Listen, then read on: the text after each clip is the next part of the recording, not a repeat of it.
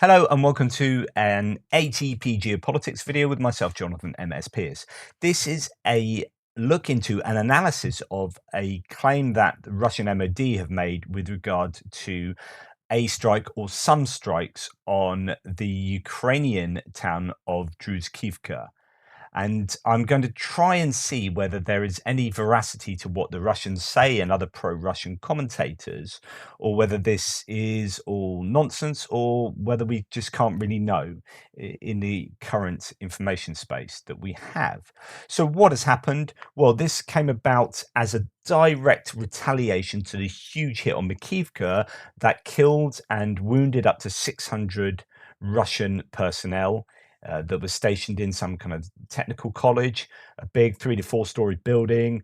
Would have had a canteen, basement, and it was also housing an awful lot of ammunition. And it's the secondary explosion, the ammunition that really would have killed this many people. And in fact, this is recognized by Russian both commentators and partially the media, and there's now a bit of an investigation going on as to why it was that Russian commanders could let their personnel sleep next to all this ammunition, so on and so forth, and the numbers keep rising, and actually it looks like the Ukrainian claims were initially correct.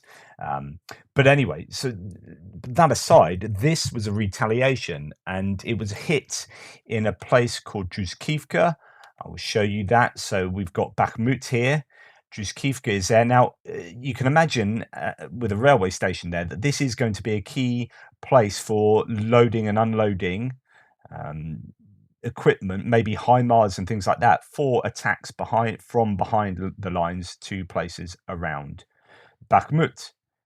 So if the Russians are claiming that there was equipment here and personnel here, and lots of it, and they hit it, then actually that does fit in with what is plausible.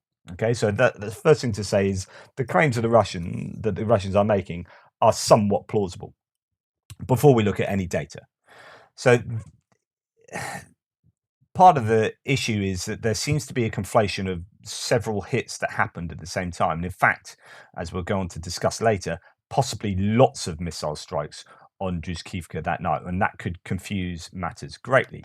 What happened initially was there was a French reporter, Paul Gesnier, who was live on French TV for Le Quotidien, the kind of daily news show, and an explosion took place right behind him as he was reporting.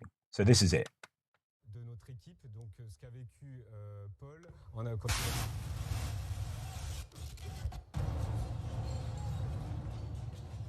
donc j'avais pas vu l'image. So he's obviously worried about his reporter. Just watch that little bit again. Looks like there were 2 explosions. We'll talk about that. So that was an explosion that went pretty viral. Then there was also this other footage that took place, and this is regarding an ice rink. The problem is people have been conflating both and saying that the French reporter was at the ice rink and then blah, blah, blah. But this is actually a completely different incident in the same town. Now here we have some large sort of piping, stuff falling down from the ceiling. This is the ice rink in the middle, as far as I can work out. Переходи через парапет, давай на пластик сразу, сбивай пламя.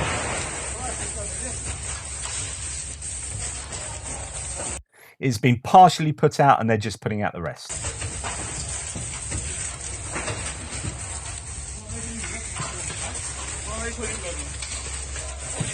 As you can see, that is the ice rink looks broadly empty at the moment. There are some big sort of silver tubing there.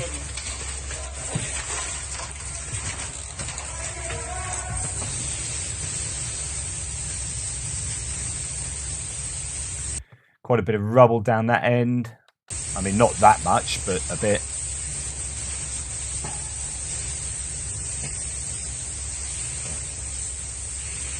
Посольчик, помоги ему.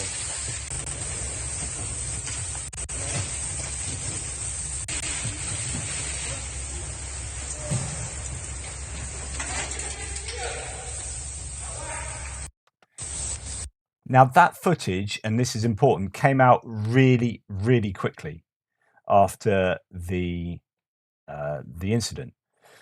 So what are the claims? Well, first of all, let's look at the two places that we know had explosions. So at the moment we have an ice rink, which is over here. The Altair ice rink, as it's named there. That is where you saw the fire just then, and trying to put the fire out, and we'll see lots more footage of that.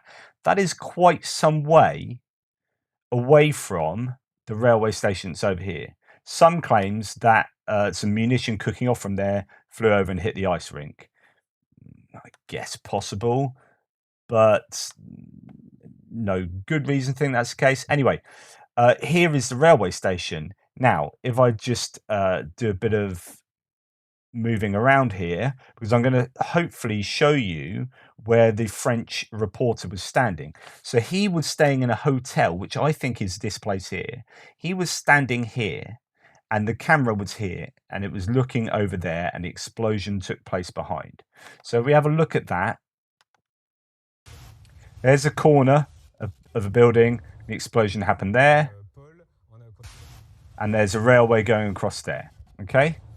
So that's what that. So I think he is standing just here.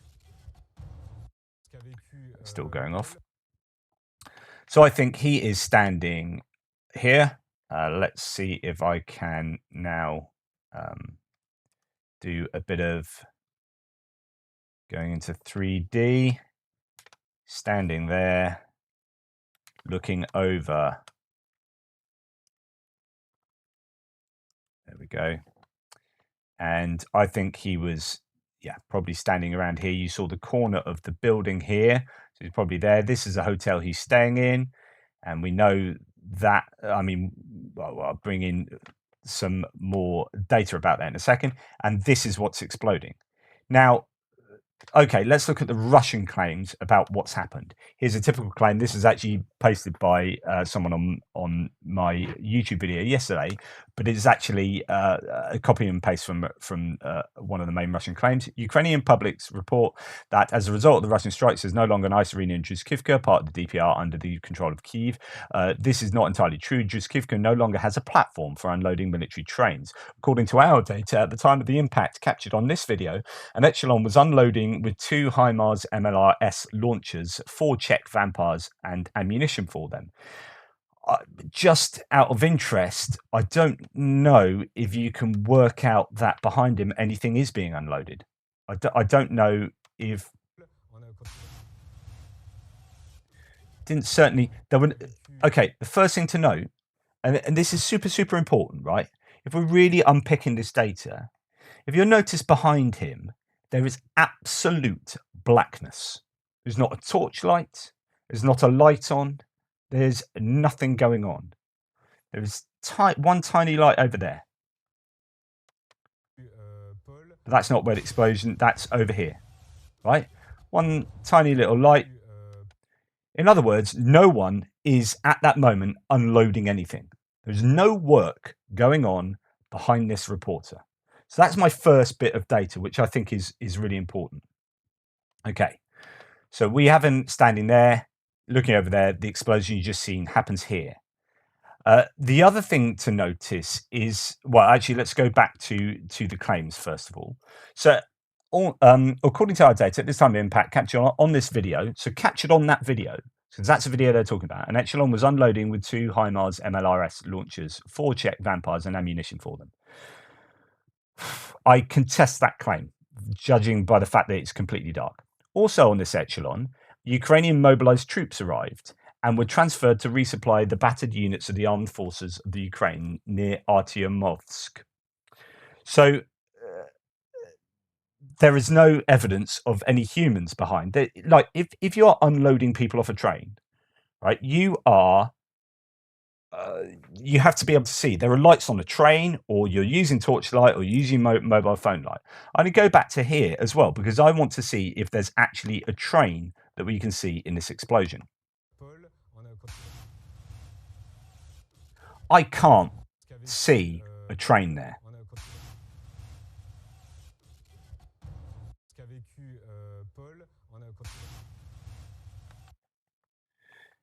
I don't know what the quality of this is going to be, but if you have a look, if they're unloading there, a train would be going all along here. These are the train lines. There is no train there. There's just simply no train there. There's no train in front of that building. So that building is behind the train lines. So the train should be in front of the building. What you see when this explodes, first of all, is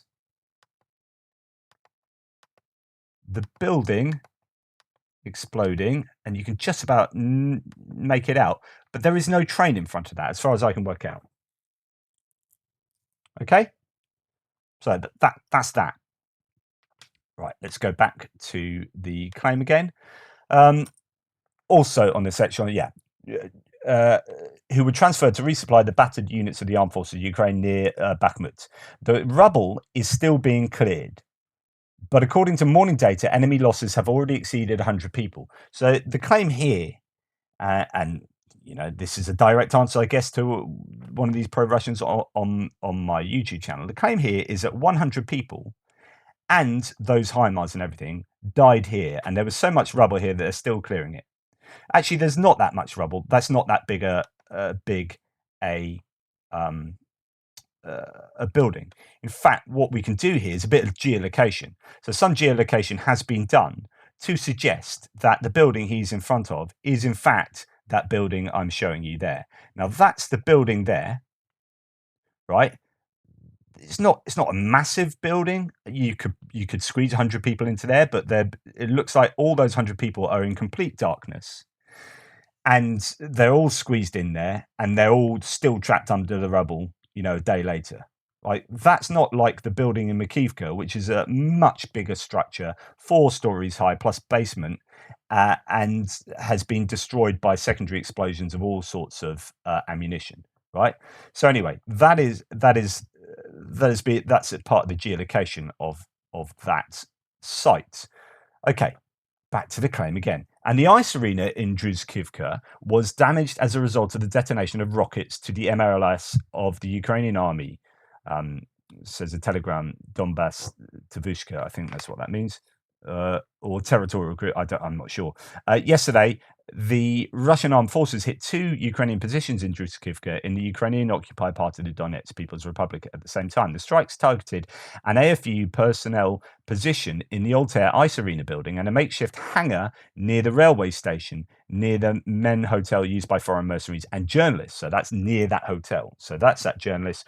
Now, what's interesting here is, and actually, I'm slightly changing my opinion here to thinking that the Russians literally have nothing, actually.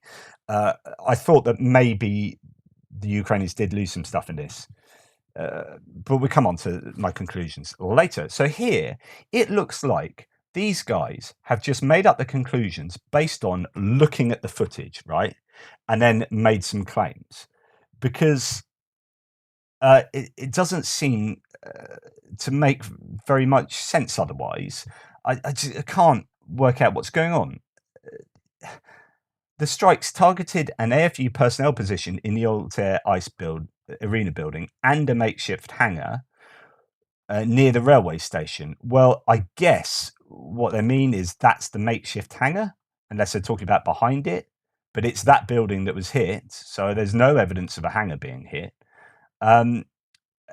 Near the hotel. More than 200 members of various Ukrainian formations were inside the Altair, so that's the ice rink, at the time of the strike. Exact information about what was in the building near the railroad junction is not known. So this is a bit confusing because you have said it is known. So you said that the HIMARS MLS launchers 4 Czech Vampires and ammunition for them. At the time of the impact captured on this video, an Echelon was unloading with 2 HIMARS. Well, it wasn't unloading and whatever. And then this, which might be a second source here, saying that we don't quite know what was in that building. You just told me you did know. Anyway, according to some reports, an S-300 surface-to-air missile system positioning area was located there. So that's something completely different. Other reports say that HIMARS MLRSs and their ammunition was being unloaded at the station and that there were foreign mercenaries there too. That's what they call like the Foreign Legion, the foreign volunteers. One thing is for certain, the force of the explosion and the secondary detonation recorded on camera by French journalists indicate that the facility was hit accurately. Okay, we're going to come on to another little nugget here. Defeating military targets should not happen in response to something. Systematic gunfire, suppression of air defense position areas, and high precision strikes are just elements of the conduct of hostilities. Yep, whatever. So, what he talks about is a secondary explosion, and actually Thierry, who's such a great commenter on my thread, talks about this. And okay, saw the video on the French TV, the first explosion, and less than half a second later, a second one, not as large, more white. The first was red, orange. Second one seems to be ammunitions, not too much, I'd say 10 or 15 propulsive charges for shells, 75 kilograms or 100 kilogram max. Why? Because propulsive charges gives a white explosion, where high explosive gives more coloured one, like the first one. Could be a refill for a 155 battery and shells of propulsive, blah, blah, blah, blah, blah, blah, blah. That's the impression he gets. I don't mean blah, blah, blah, like, as in, like, I don't want to spend too long on this video, but thanks, Thierry. I'm actually going to disagree with you here. So what I think has actually happened is, so the Ukrainian railways run on electricity. And they have electricity pylons and substations and all sorts to power the trains. And I think this is an electrical explosion.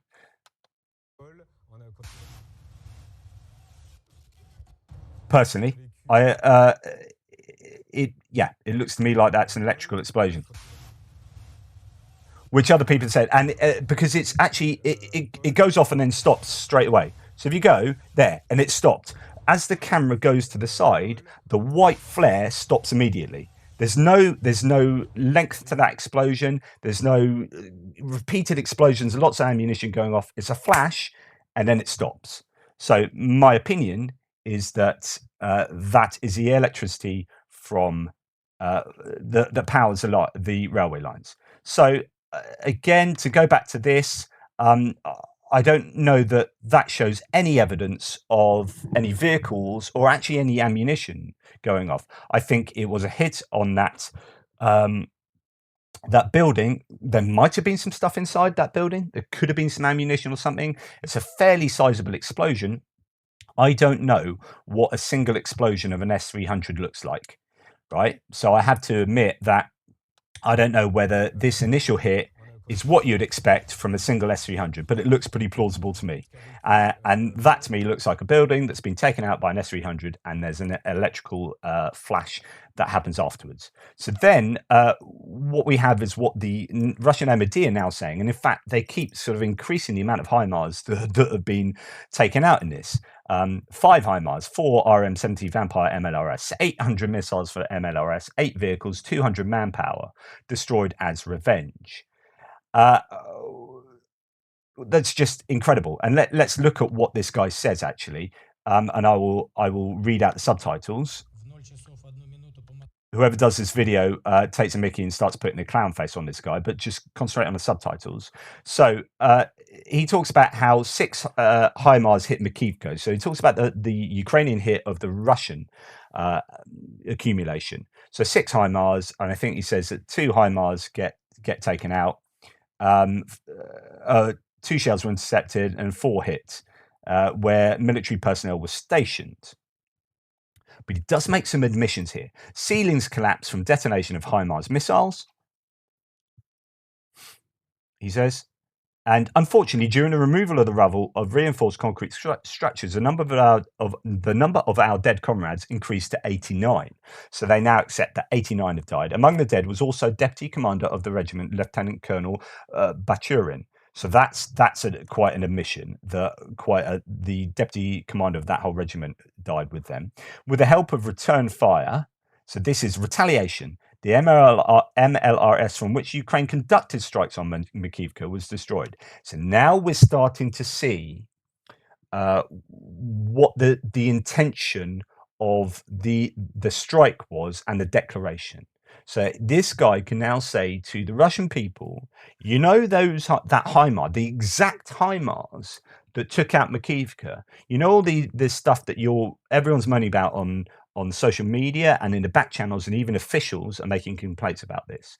And I'm telling you 89 have died, but you all know that, I mean, the latest sort of Russian figures are something like 400, like Russian non-official, so not the MOD, but other Russian sort of Telegram users and so on, are saying 374 are looking like they're dead. Most of the dead are completely unidentifiable, so they have been not counted in the figures because we just don't know who they are, so we haven't counted them yet. But anyway, he's now saying, you know, that's happened. Well, we've taken out the HIMARS that did that. We have hit the HIMARS. So this is all about destroying that HIMARS. With the help of return fire, the MLRS from which Ukraine conducted strikes on Makivka was destroyed, he says. Also, as a result of rocket and airstrikes on the accumulation of military equipment in the area of the railway station in Druzhkivka, which you've just seen. So he's now saying, so he is, this is super, super important. He is saying that railway station was the site of 4 more HIMARS being destroyed and 4 MLRS RM-70 Vampire and more than 800 rockets, 8 cars and 200 Ukrainian nationalists and foreign mercenaries. And the person doing the subtitles takes a mickey here, forgot to mention that 2 NATO alliances were also destroyed. I mean, the idea that that explosion represents all of those things getting taken out is preposterous, right? But I will allow some wriggle room here, which is that the camera stopped then. We don't know what happened afterwards and whether there were more strikes, but I can tell you there was darkness there. So there was, I will put my mortgage on the fact that those troops were not stationed there, were not there in complete darkness while the French guy is just doing an evening report. Right? Okay, there's a time difference, so he may be doing it slightly later. It could be the night time, but they're not unloading. No one's essentially, this didn't happen as the Russian is claiming. There's absolutely no way 4 more HIMARS, so that's 5 now. So you've got 5 HIMARS, 4 MLRS, so that's 9 multiple launch rocket systems, 800 rockets, 8 cars and 200 people suddenly blown up. Absolutely didn't happen. Also, he says, in the Mazlovka area near Kramatorsk, the point of temporary deployment of the Foreign Legion was destroyed, where more than 130 foreign mercenaries were destroyed. So it's like, not only have we taken out 200 people and 9 MLRS and 800 rockets and 8 cars, but we've taken out another 130 people just down the road. A commission is currently working to, and this is an important admission. A commission is currently working to investigate the circumstances of the incident. This is Makivka, but it is already obvious that the main reason was a massive use of mobile phones by military personnel in defiance of prohibitions within reach of enemy weapons. This is what Ukrainians have said, that they had indications that 600 people using mobile phones meant that there's an accumulation of people there. This factor made it possible to locate coordinates of the location of military personnel from the mobile phone usage there. So, okay, that's what the claims are. And I am becoming just more and more skeptical as I go through this video. So missile and airstrikes launched at a hardware concentration near Druzhkivka railway station have resulted in, and this initially what they said, but they've added to it then, 6 motor vehicles, this was 120 people, 800 rockets, 4 armoured fighting vehicles for the Czech manufactured RM-70, and 2 launching ramps for US manufactured HIMARS. Already that's been multiplied. So the reason I put this here is to show you that it just keeps getting ramped up more and more. As I say, Russia is now saying that it destroyed 4 HIMARS. Actually, it's 5 now. So now we're going to have just a little look. We're going to go back over to. So this is the ice rink, and I'm going to show you some footage of this. So there were some subsequent claims that came out about this as well. So this was the first bit of footage that came out inside the day after. Now, what you see here is what could be, some people have said, a bunch of sleeping bags. So what was this? So the Ukrainians have said this is a humanitarian place, and 2 humanitarian workers were injured. So the first thing to say is, what would you have in humanitarian places? So a bunch of boxes, a bunch of maybe, well, we'll see a few things in a minute, some water bottles and all sorts.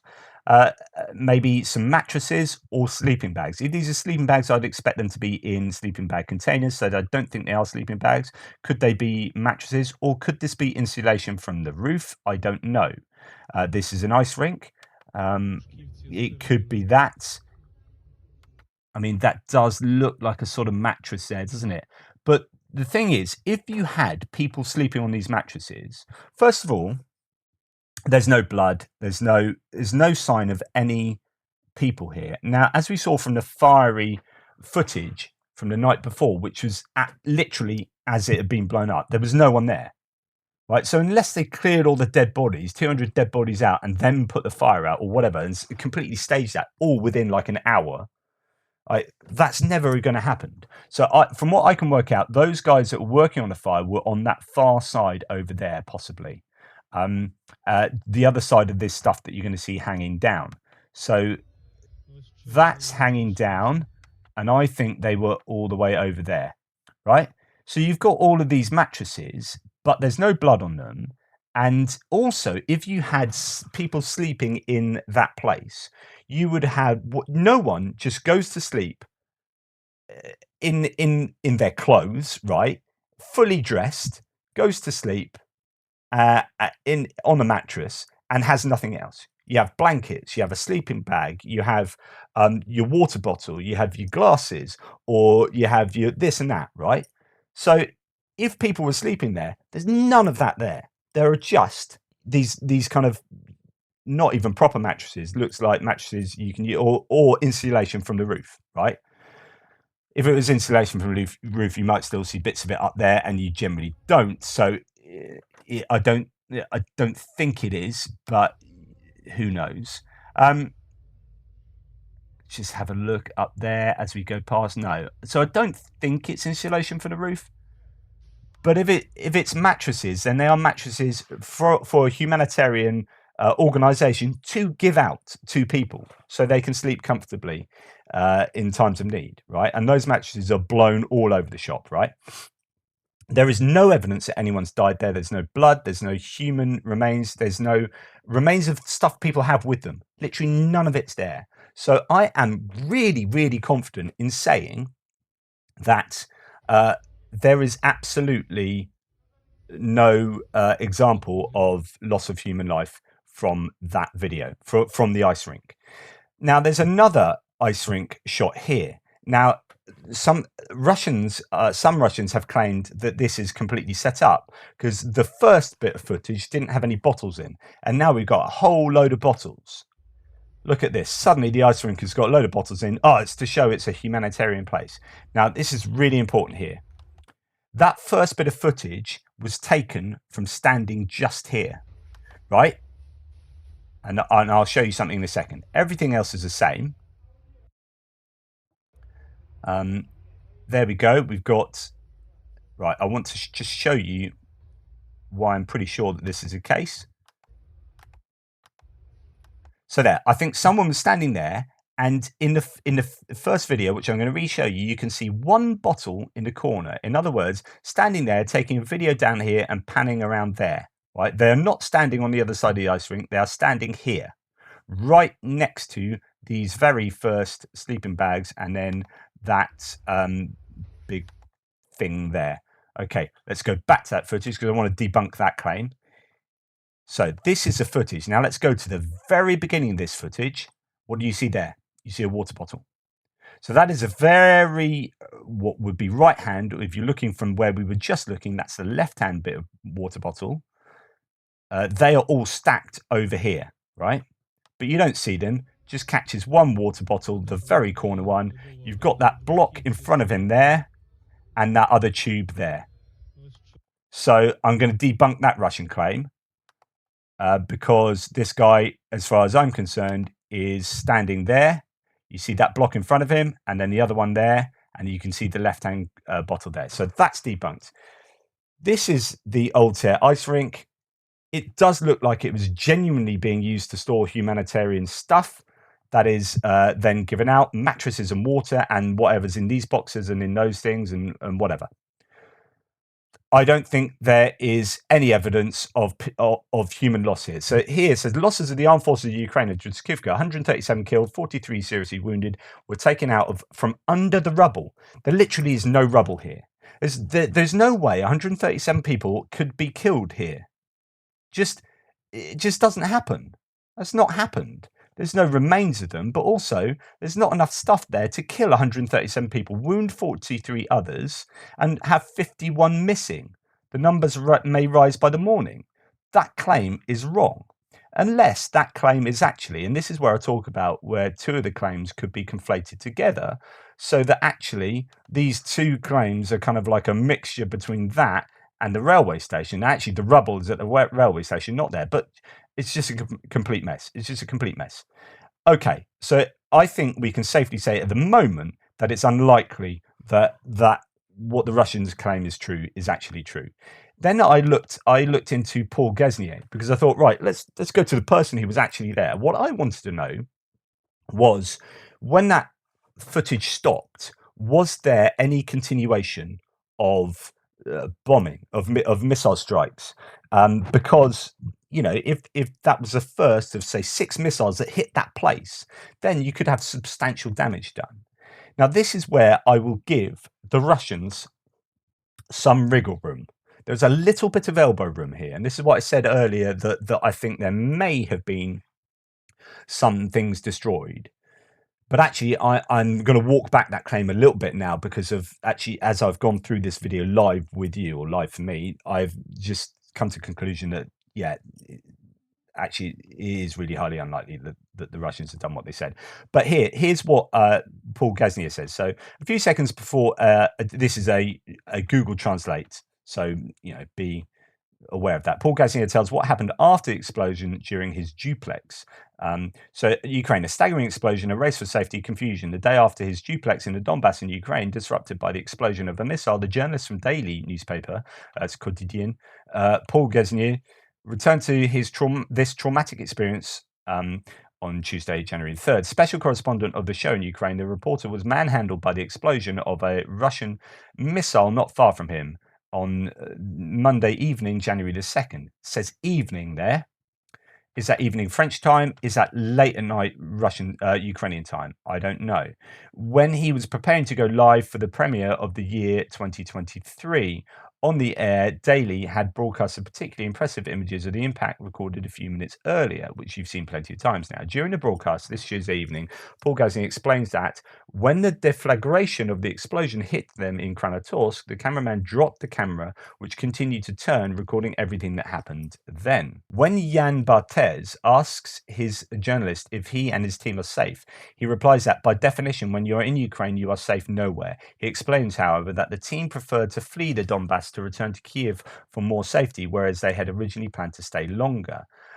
We were very scared last night, he says, adding that they still have 4 hours to drive to reach the capital. Jan Barthez then invited him to tell what happened during the explosion. Paul Gesnier explains that they were in the parking lot of their hotel, the only ones outside, and that he was about to go live. So he's the only ones outside. Does he mean outside of his hotel? Or does that mean even behind him unloading trains, there was no one outside, which would kind of partially or disconfirm the Russian claim, and that he was about to go live when he felt a strong explosion behind him. He was then thrown forward. Everything shook around us. A section of the hotel wall collapsed behind the team. All the windows of the hotel shattered, he says. The journalist then explains that he took refuge in the hotel with Eloise, the cameraman, Theo, the soundman, and Ivan, the Ukrainian translator. This before changing his mind and driving off to a shelter on the other side of town, lest another missile land in the area. Right. First of all, no other missile has landed in that area yet. He does drive off eventually, but there is no following missile there. So that is super important.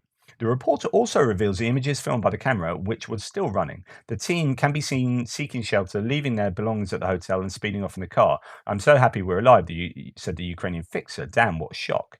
By following journalists who were also fleeing the area, they ended up arriving in front of the annex of a church whose basement serves as a refuge. The Quotidien team then found itself with other journalists, including a Frenchman from Le Figaro, German humanitarian workers. So that, again, interesting, there are humanitarian workers working in the area, right? And Ukrainian clerics. Paul Gesnier explains that at one point, one of the clerics suggested that everyone hold hands in prayer as the shelling continued. The explosion you saw was only the first of a long series that lasted the whole evening until midnight, 1 o'clock in the morning. Right.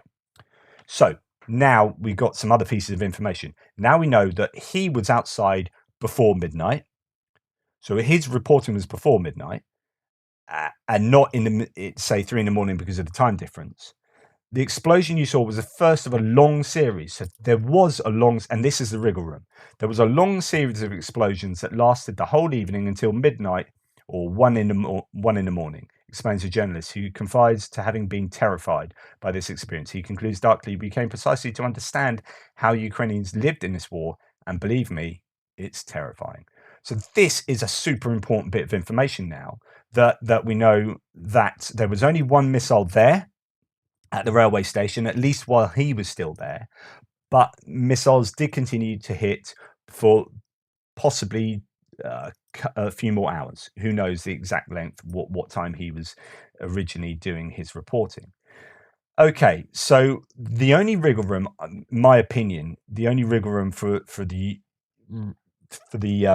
Russians is that there were further missiles that went off. Now, there is one more bit of data to add to the Russian narrative. So, as well as the wiggle room for more rockets or more missiles, there is this. A Ukrainian insider channel, resident UA, claims that there were heavy losses for Ukraine in Druzhkivka. This is a pro-Russian Twitter handle here, and in fact this is put out by a lot of pro-Russian sources here. And apparently resident UA says our source in the OP said that more than 100 soldiers of the armed forces of Ukraine died in Druzhkivka. So again, it's interesting that they would use the Russian spelling due to the deployment of the military in one building, despite the order of the commander-in-chief. This is a big scandal in the general staff due to disagreements between Zaluzhny and Syrsky, who was preparing reserves for Bakhmut. Okay, so this is the Telegram post, right? And the translation of that is indeed that, okay?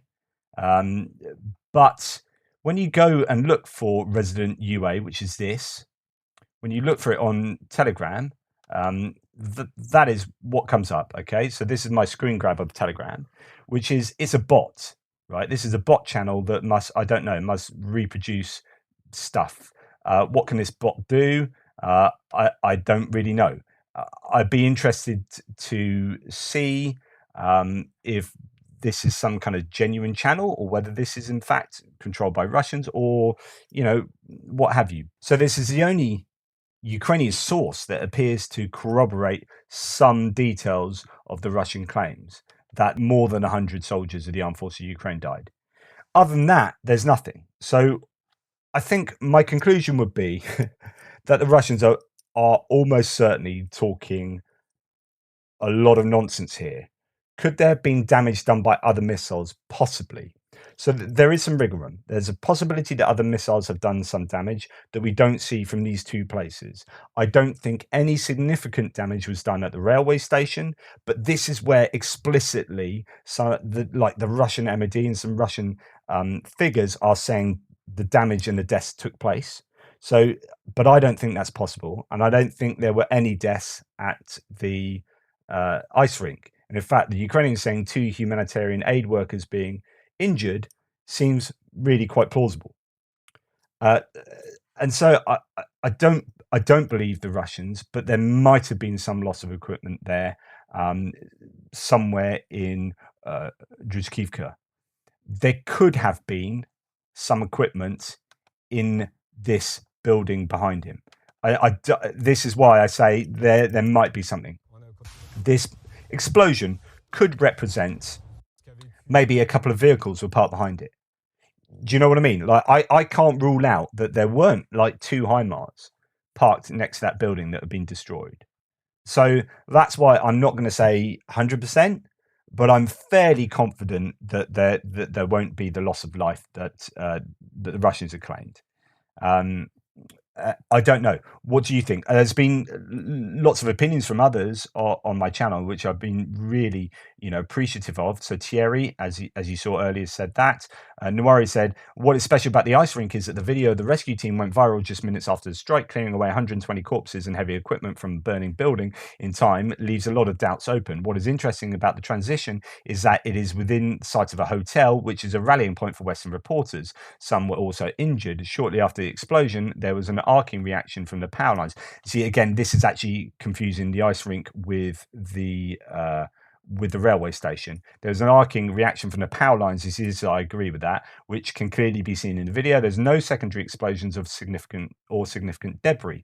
What is also very confusing are the different claims made by the Russian side. Rebar doesn't provide any casualty figures and stammers something about anti-aircraft systems, so basically they don't know anything. The Russian MOD, of course, reports hundreds of dead, destroyed HIMARS, MLRS, etc. That leaves me with a lot of doubts. I look forward to your summary. Well, this is my summary, which is I broadly agree with you, although there's some clarity needed there in the two different places. And of course, this is the Russian narrative of getting revenge on the HIMARS that did all that damage in Makivka. It's as simple as that. It's like, that HIMARS that killed all those people? Well, we got it back, and don't you believe it?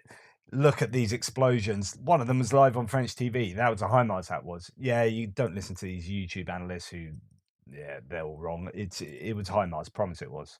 Yeah, that is my conclusion to what has taken place. I think the Russians are talking rubbish, and there might have been some damage to stuff, but certainly not in the same league as what the Russians are claiming. I hope this has been useful. Thank you. Please like, subscribe, and share. And any support for my channel is hugely appreciated. I'll see you later. Toodle pips.